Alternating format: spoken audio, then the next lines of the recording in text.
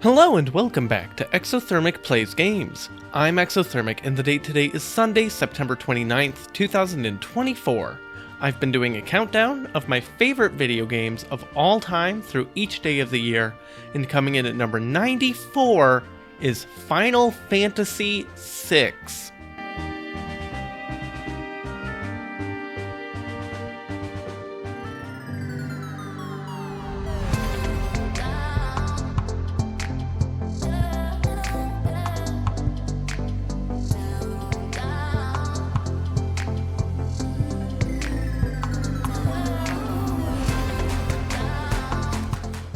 Final Fantasy VI is a very magical game. It's far and away the best Nintendo-era Final Fantasy game, and it's not even remotely close. Square put on their big boy pants and put all of the lessons they had learned over the last 7 years into this one, and it paid off in every way imaginable.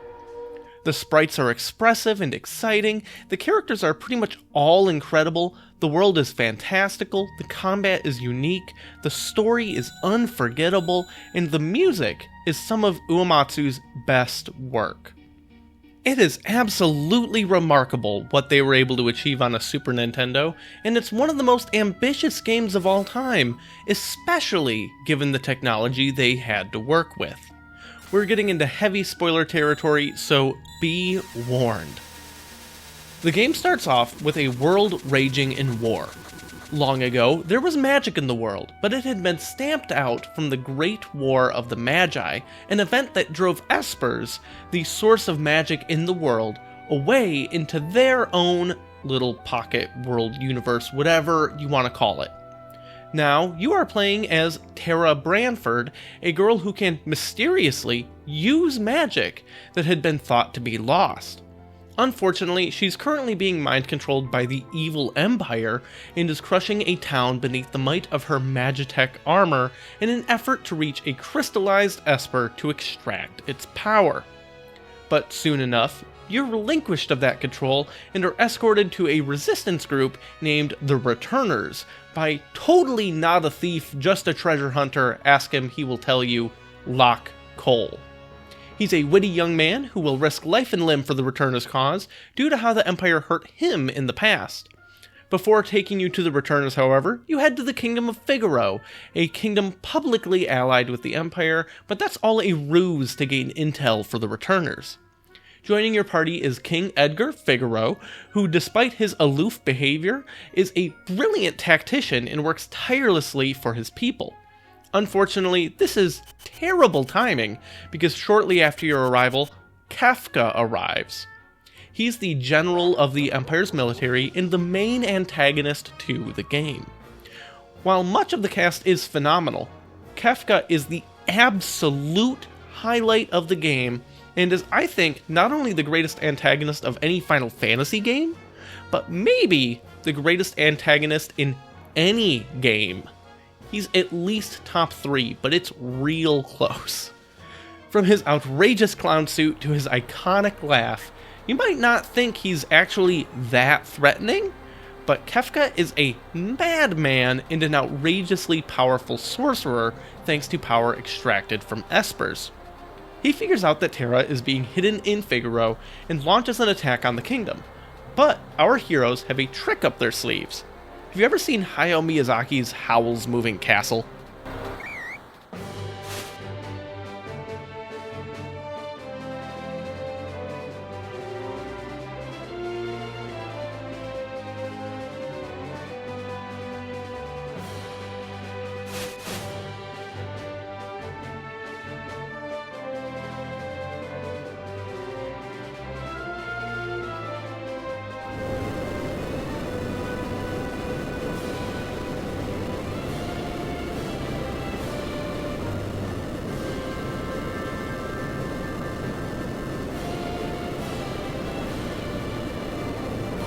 Yeah, it moves. After narrowly escaping the wrath from the most powerful sorcerer alive, our heroes join up with the rest of the Returners where Terra decides she must help all of these people lest the world fall to ruin at the hands of the Empire that had enslaved her. Along the way, you find someone else that you think is an imposter of King Edgar, only to discover it's his twin brother, Sabin. He's kind of a go-with-the-flow adventurer that doesn't seem to have a care in the world, but agrees to reunite with his long-lost sibling and take down the Empire. However, this is short-lived, as while making your way down some crazy river rapids, the party is split. This is one of the first things the game does that feels really different than other games in the franchise.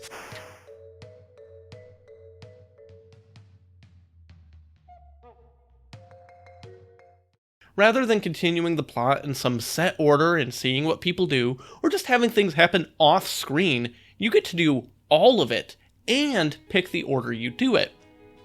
Because I was eager to do the meme, I picked Sabin's story first. He washes ashore near a town, and you go spy on some Imperials, only to discover that Kefka's there, and he's preparing a siege on a nearby kingdom. Sabin actually is quite a talented spy for someone so energetic, and he discovers the lengths that Kefka is willing to go in order to secure victory, at any cost. The clown, the villain that he is, knows that he cannot break the defenses of the castle, but he also doesn't have to. He poisons the water supply of the whole region, and watches as everyone around him, even many of his own troops, perish so he can walk over to the castle and claim it for the Empire.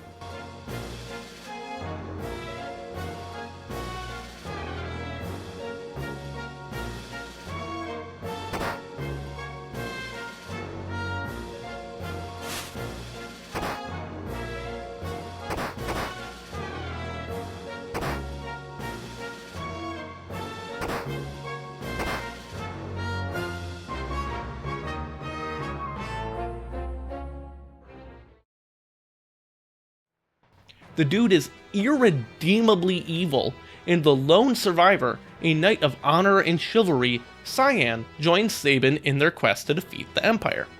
But first you have to get back to the others.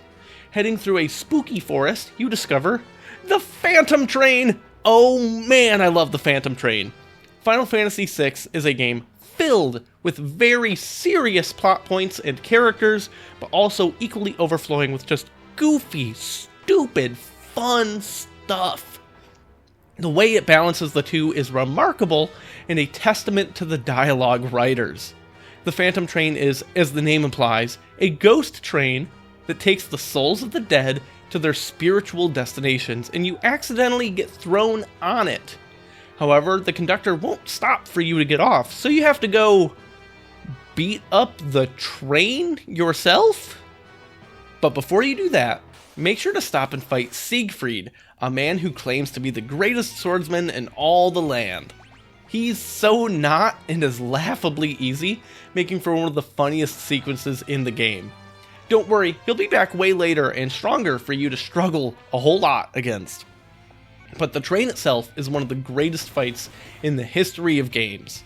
It's not actually that hard, but there's one very important detail. I should probably explain the combat now. It's pretty typical Final Fantasy combat, at least for the era. You have turns, and you have the action meter, and you select an action from a menu, and you do the thing. But each character has their own unique set of abilities they can do, because while this game doesn't have the job system in the traditional sense, each character does represent one of the jobs. Importantly, Sabin is a monk, and you input a series of commands similar to a fighting game combo for each of his attacks, allowing him to do some really cool stuff, like suplex the ghost train. Just pick it up, flip it upside down, and slam it back down to the ground. It's amazing, it's magical, it's dumb. I get excited every time I get to do it. Anyways, you beat the train, and make a stop to pick up some new passengers. All of the dead from Kefka's poisoning. Cyan says goodbye to his family as they head to the afterlife. As I mentioned, the game does a phenomenal job balancing serious and funny moments, and every character has some time to shine and really do something interesting narratively.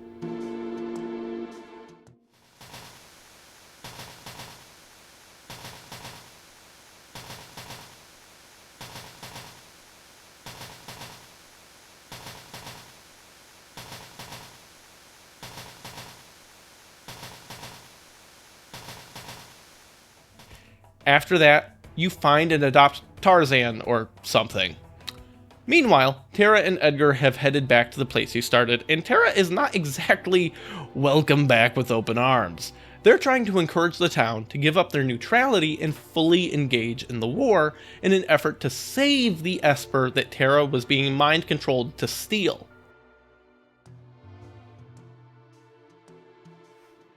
Locke has been gone on a very important mission, infiltrating the Empire, where he encounters a traitorous former general in the Empire's military, Celes.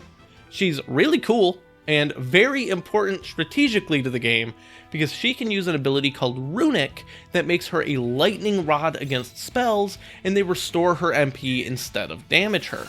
All back at Narshe, that starting city, you're still arguing with the leadership there about the war when Locke and Celes arrive to tell you that Kefka is on his way to steal the Esper right now. This is another moment where the game is really cool, and you build multiple parties to thwart Kefka's assault, and things are going pretty well until they're not, and Terra starts glowing and then Super Saiyans off into the sunset. It turns out she's actually half Esper with a human mother and an Esper father. She's being looked after now by Ramuh, a dying Esper who sacrifices himself to turn into Magicite, which is where the iconic crystals for the franchise are represented in this game. I've done a lot of talking, and now the game is actually starting. Espers are equipable, and they are how you can really modify your characters. Equipping an Esper to someone not only allows them to learn magic via ability points from combat, but they also change how your stats modify when you level up, with many Espers granting additional bonus stats each time you do so. You head over to Kefka's Magicite factory, where he's draining Espers of their power to take for himself and load up on Magicite that the Espers themselves freely offer to you in order to help them. Unfortunately, this confirms a lot of Kefka's suspicions and causes him to change his plans a bit. You acknowledge you need to get the Espers from their world to come back and help defeat the Empire, but when you go to do that, everything just goes so wrong. Terra opens the seal to the Esper world, being half Esper herself, and they come pouring out, filled with rage. Hilariously, in the fight against Kefka here to buy time for Terra to open the door, I used an item that summons a random Esper, even from amongst ones I don't have access to yet, and summoned Bahamut, the strongest one in the whole game, and he one-shot the dude. But then Bahamut comes out of the door and goes and burns the capital of the Empire to the ground. You head back to the capital to claim it for the returners, and the Emperor acknowledges his arrogance, has you for dinner, there's a whole thing, and gives up on his dreams of conquest.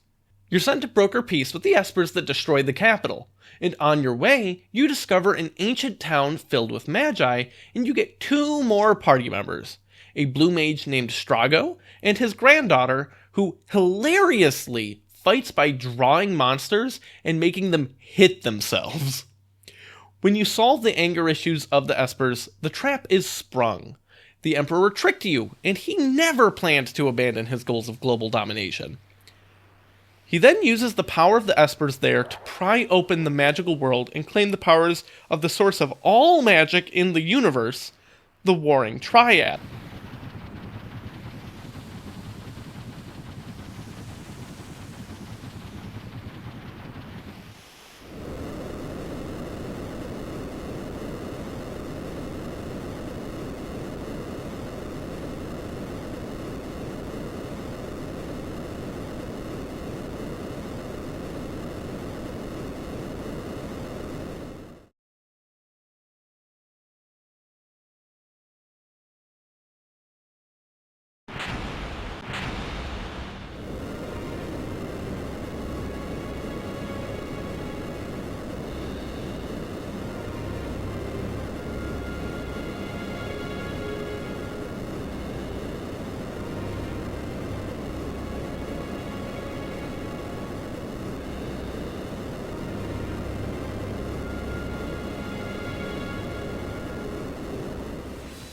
You have to head up there yourself, and that alone is quite an ordeal, including blowing up a giant warship while free falling through the air. But eventually, you get there. Ultima Weapon is the first fight I would describe as exceptionally strategic and difficult, and it's awesome. Oh man, I almost died so many times, and it's really such a great fight. He counters magic with flair. He does a lot of damage to your whole party the whole time. Most of the fight, Shadow was there just being mind controlled. It's a good thing he was underleveled, because that would have been a much bigger problem if he was actually hitting me for damage that mattered. But the fight is so great, and I love it.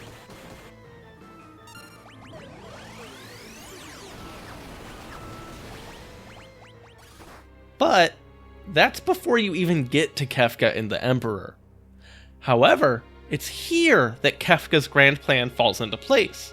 He doesn't want the Emperor to rule, but for the world to be his and his alone. In an effort to take even more power, he seeks to release the entirety of the Warring Triad, an act that would surely rupture the world itself. Despite our heroes, and even the Emperor's best efforts, we fail. Final Fantasy VI's greatest accomplishment is making you feel incredibly powerful, like you can take on anything, and then you lose. You lose so hard. Kefka succeeds in causing the end of the entire world, and the continents below shatter. People are swallowed up in great chasms, and most life perishes. It's utter devastation, and there's nothing you can do at any point to stop it. Some men just want to watch the world burn, and burn it did.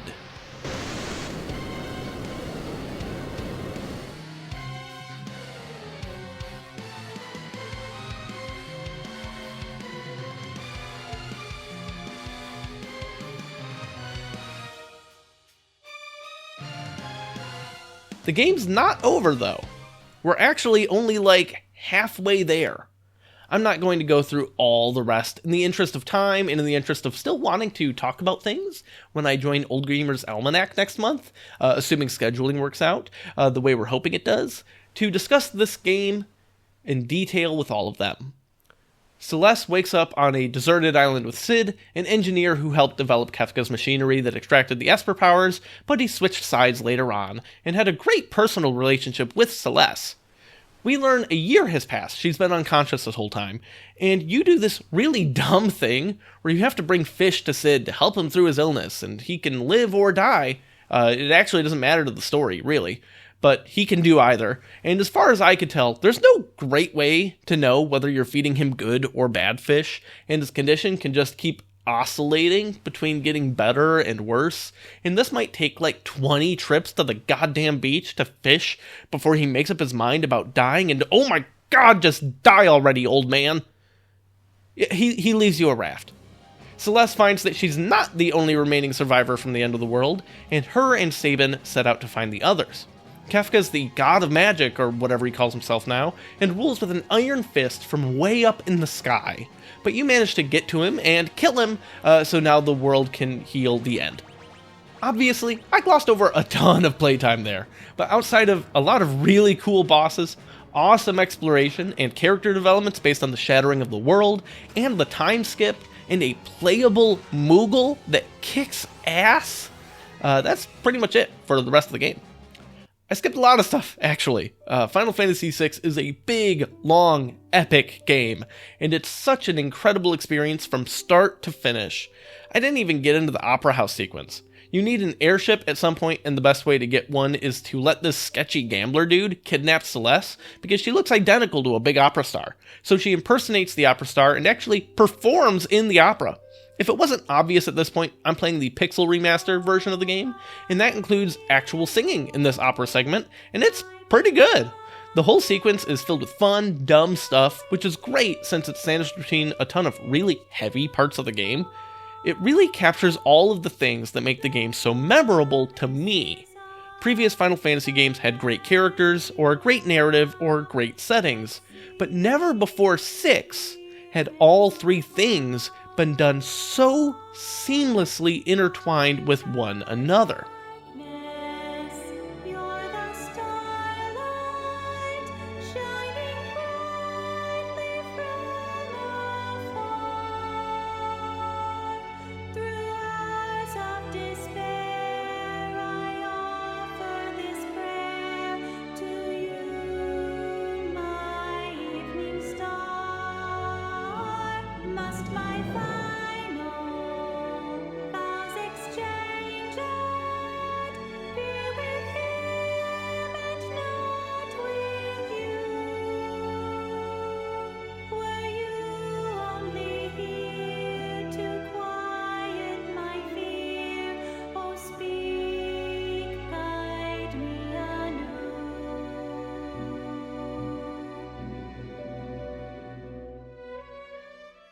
Oh, and Terra's theme is the best overworld music, and you cannot change my mind.